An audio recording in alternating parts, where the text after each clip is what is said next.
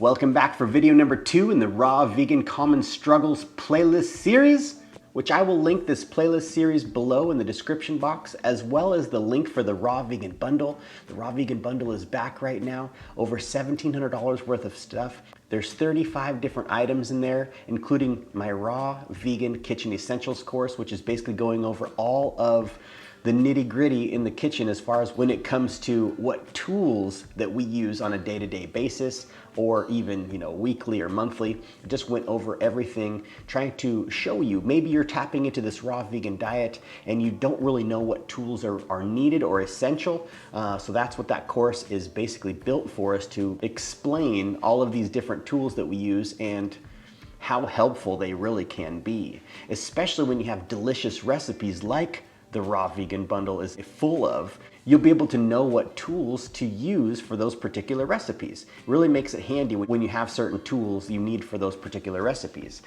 Now, of course, there's all kinds of amazing things in this bundle. Chris Kendall has his brand new book in there. All of the stuff in there is brand new. So if you have purchased a bundle in the past, this one is completely new. All the contributors created something new for this particular bundle. But like I was saying, Chris Kendall has his Cravings Busters book in there, which is basically sweet and savory stews. So check that out. There's some amazing stuff in this bundle.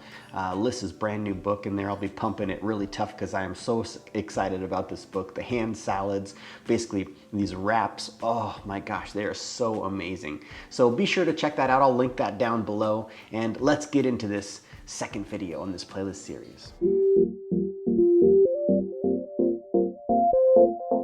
Welcome back for another video to Recalibrate with Nate, and in this video I wanted to go over the second most common question. If you missed the first video in the playlist series, I basically compiled questions that I've been getting over this past year, just writing them down in my journal, kind of like the most common questions that I've been getting asked. And so I wanted to create this playlist series addressing these particular questions. So this one here is something that I feel definitely can be an interesting one and tricky one on a raw vegan diet, which is not eating enough, right? A lot of times people will say, I just don't feel full on a raw vegan diet, Nate. Like, I don't know what it is. It's cool that you can do this, but man, I just, for me, I can't feel full. So of course, when you dig in, if I were to be working with the individual and you're digging in and seeing what are they actually eating, a lot of times people aren't necessarily eating enough. It's really easy to undereat on a raw vegan diet. And some people have mentioned that they're hungry all the time. They're just not satiated. And some people even say that they feel full quickly. They fill up really fast. Now the thing is with raw foods is they're not very calorically dense, right? When you're eating raw foods, lettuce, fruits, different vegetables, there's not a lot of calories in these foods. It's full of water. Of course, there's lots of nutrients in these foods, of various amounts depending on what food it is, vitamins and minerals, certain things that are really, really beneficial to us, but there's not a lot of calories. So you may have to eat more frequently on a raw vegan diet to adjust as to how much to eat, because when you're not used to eating this way, it can be really easy to undereat. The food is not very calorically dense, and that's where it's really important to have a good salad dressing if you're making a salad, or a dipping sauce for your wrap, your hand salad. These sorts of things are really important because that's how you're going to add more calories to your food. Now there's certain things that don't really work very well on this diet, which is like food timing. Maybe people are into intermittent fasting where they don't eat breakfast, they don't eat until noon, and then they try to get their calories in from noon to 6, those 6 hours, or maybe it's 10 to 6, so an 8-hour window, or some people have a shorter window, a 5-hour window where they want to eat their food with.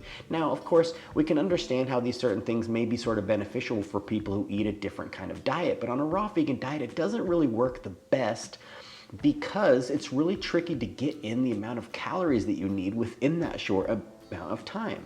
Now, of course, there's certain rules that may apply to other diets that, in a way, don't necessarily work the best on a raw vegan diet, and that would be the food timing aspect. So now, of course, there's some days where Lissa and I, maybe we don't eat until 9 o'clock.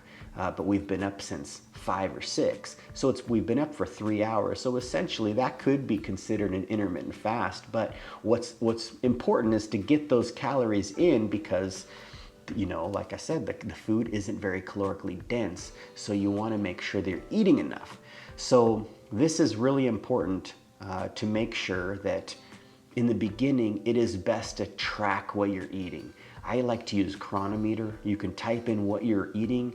You could get down meticulous to where you're weighing everything out. Now, of course, you don't necessarily need to do that, but it is nice to know what you're eating throughout the day and if you are getting enough, because sometimes it can be easy just to get your BMR's worth of calories, but you feel pretty full. Maybe you're not used to eating this much fiber, and you have like a big huge salad and a big smoothie and maybe a little bowl of ice cream, and you're like, man, that's the day's worth of food. I'm full, but you maybe are missing a good 600 calories. Maybe depending on your size of your salad or what's in your smoothie, you're only getting maybe 13 or 1400 calories.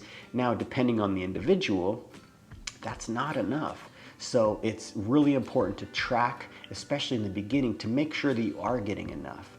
Now, one thing I really like about the Raw Vegan Bundle is the different contributors, and they have different ways about going about what they're going to be creating.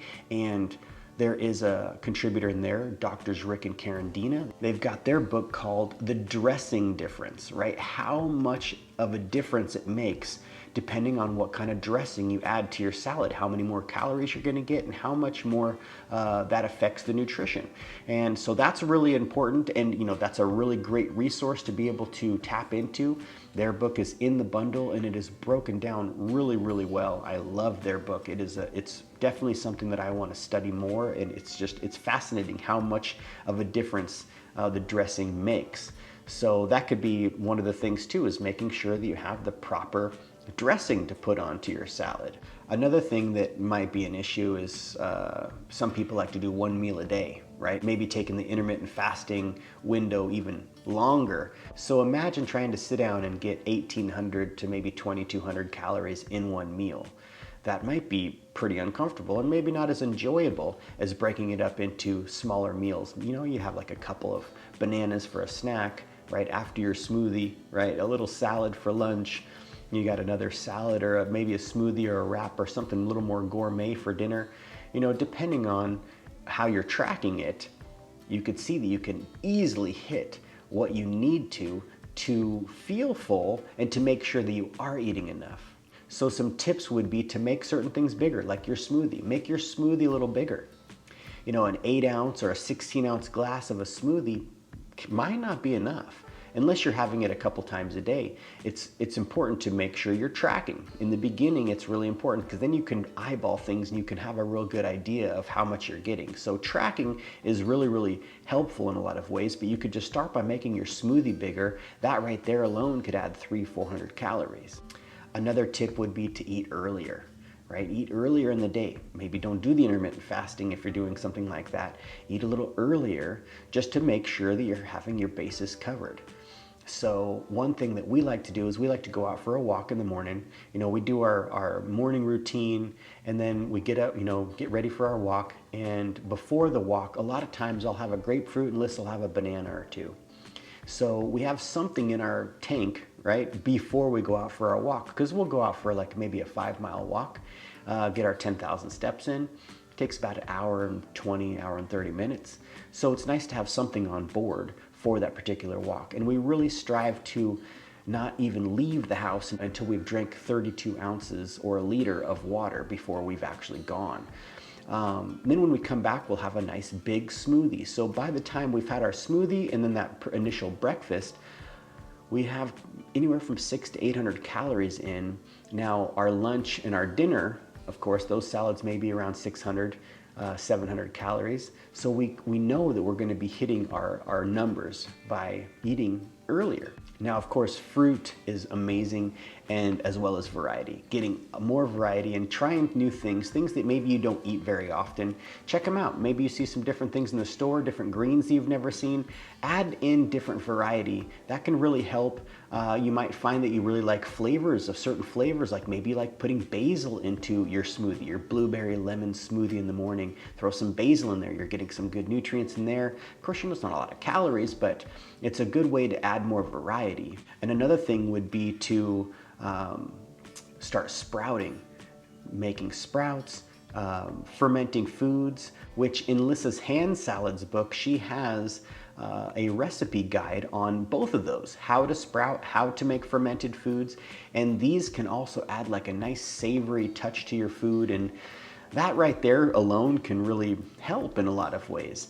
It's really important not just to eat one particular kind of food, one fruit or something rather, like a mono meal, because you can end up being deficient in a lot of ways, which this is something that we've seen over time, as people can become deficient when they're not able to get a lot of really delicious ripe fruit, right? And they're not able to eat enough because there's just not enough calories in the fruit unless they're eating just so much fruit. And now, of course, I don't want to demonize fruit or anything. I mean, fruit's amazing, but it is really important to just get a good amount of variety into your life. And of course, you want this to be long-term. You want to be able to live like this forever. You really eat fruits and vegetables, little bits of nuts and seeds for the rest of your life. Feel amazing. And you want to feel full, and you want to make sure you're eating enough. So that's my tips for this particular video. Hopefully that's helped you. And be sure to leave a comment below if you have something to add to this, maybe certain tips that you use or certain things that you've experienced. It'd be great to hear from you. And be sure to give this video a thumbs up if this is something you've enjoyed, and consider subscribing if this is the kind of content that you'd like to see. And be sure to check out that raw vegan bundle that is only going on for a few days. It's really only here for 11 days. I think today's day 2, so we've got 10 days. 10-day countdown starting today from the release of this video. So be sure to check that out. That is really, really amazing.